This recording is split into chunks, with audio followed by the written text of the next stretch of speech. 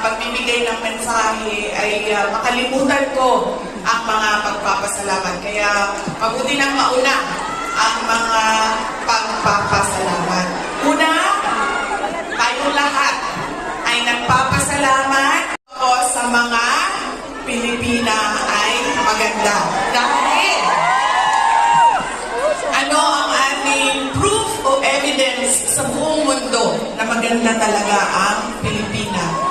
Ilan ang Miss Universe natin? Apat ang Miss Universe na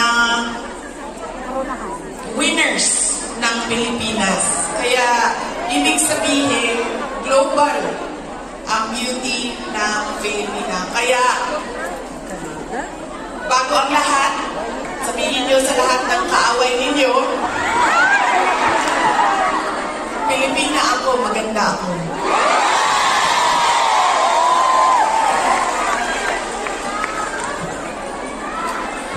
Kasi malapit lang kami, so naglakad lang kami. Love you, Inestara! Ang ganda ng weather ninyo dito sa Hong Kong, no?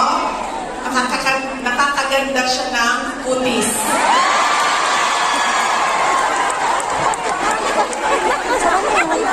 Anong sabi namin na nakatira sa Pilipinas at yung mga nakatira sa mga kababayan natin sa Middle East? Sana all. Sana all malamig at tinitirhan. Sana all maganda ang mutis.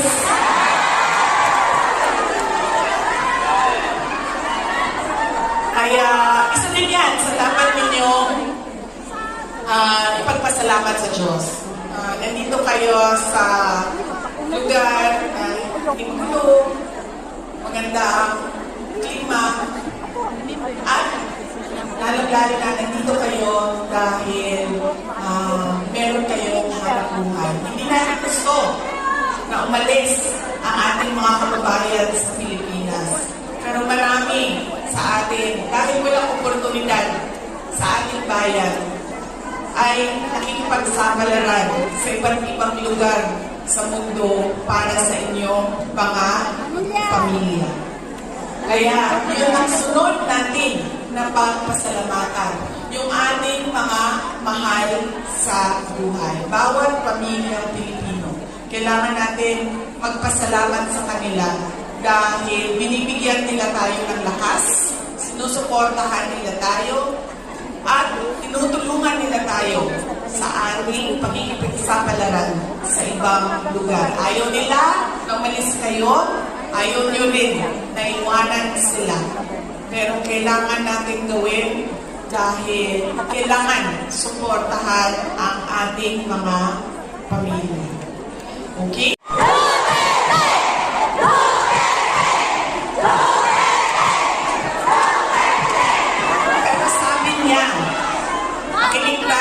Pastor Apollo Kibuloy. Dahil siya ang araw-araw nagbabasa ng Bible. Siya ang nakakaalam by heart kung ano ang salita ng Diyos. Words of God. Sabi niya sa akin, sabi niya, ganito nangyari sa buhay ko. Sabi niya, Inestara, ganyan din nangyari sa buhay mo dahil hindi pwede na ikaw ang mauna at sila ang sumunod. Dahil wala ng katapusan. Dapat sila ang mauna at ikaw ang sumunod.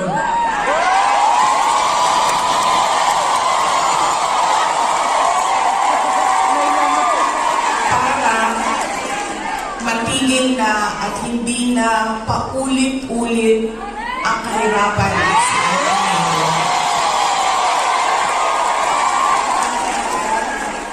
Kaya, nung sinabi niya sa akin yun, hindi na masyadong masakit. Masakit pa rin sa akin pag nakakarinig ako ng kasalanan mo yan lahat, Inestara.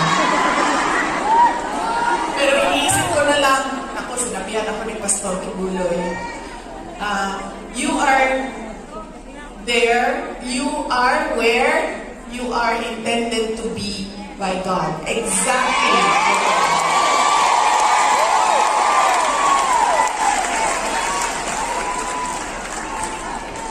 So, yaan po.